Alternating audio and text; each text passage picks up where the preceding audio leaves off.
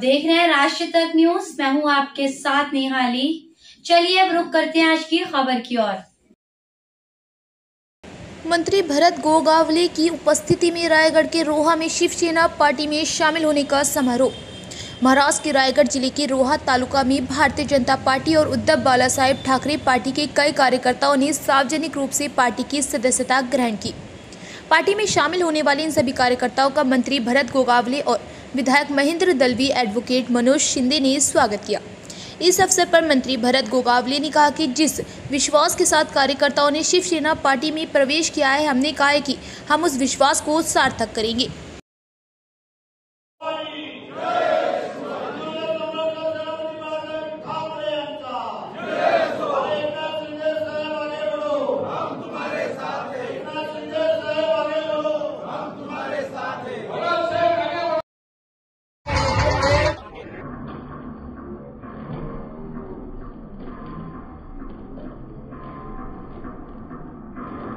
हा संघर्ष थांबला पाहिजे, यासाठी सरकारची सकारात्मक भूमिका काय असणार? प्रश्न असा आहे, ओबीसीच्या नेते मंडळींना किंवा इतर मान्यवरांना असं वाटतंय की आमच्यातलं आरक्षण मराठ्यांना देऊन आमच्यावर अन्याय होतोय आणि मराठ्यांना असं वाटतंय की आम्हाला डावललं जातंय। त्यामुळे बॅलन्सिंग ठेवून हे सगळं केलं जाणार आहे। दोन्ही समाजाला न दुखावता हे समाधान होणार आहे।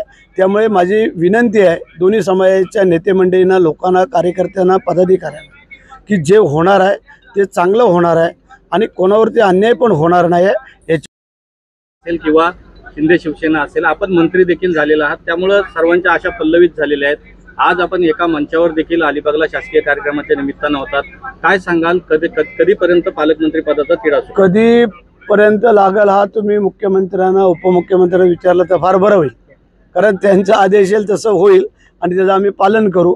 परंतु आज आम्ही जे काय एका मंचावर होतो तो रायगड जिल्ह्यातील 15 तालुक्यांच्या जे सरपंच आणि ग्रामसेवक यांचा जो काय मुख्यमंत्री समृद्धी ग्राम योजनेचा जे कार्यक्रम होता त्याच्यासाठी हा कार्यक्रमाला आम्ही गेलो होतो। मलाही निमंत्रण होतं, त्यांनाही होतं, त्याच्यामुळे आम्ही संदर्भामध्ये मनोज जरांगे पाटीलनी जो गॅजेट आहे तो लागू करण्याचे अल्टिमेटम 17 तारीख दिलेले आहे, काय सरकारपुढे हे आव्हान असणार आहे? सरकारने त्या दिवशी जे सांगितलं ते सांगितलं। आता हैदराबाद गॅजेट याची चौकशी चालू आहे, त्यामध्ये ज्यांची नावं असतील त्या लोकांना ते देण्यात येणार आहे। याबद्दल काही दुमत असण्याचं कारण नाही आहे। मुख्यमंत्री, उपमुख्यमंत्री, आम्ही सगळेच मंत्रिमंडळ आम्ही ह्या मताशी सहमत आहोत की मराठ्यांचं जे मुख्यमंत्री त्या दिवशी घोषणा केलेली आहे ती ठाम केलेली आहे, त्याबद्दल काही दुमत नाही आहे। दुसरा मुद्दा आहे, ओबीसीला कुठेही टच न करता करायचं आहे, या मताशी पण ते ठाम आहेत। त्याच्यामुळे दोन्ही समाजाला बॅलन्सिंग ठेवून हे करणार आहेत, त्यामुळे कोणी त्याची काळजी करायची नाही असं आम्हाला वाटतं। फिलहाल खबरों में इतना ही। बाकी खबरों के लिए देखते रहिए राष्ट्रीय तक न्यूज।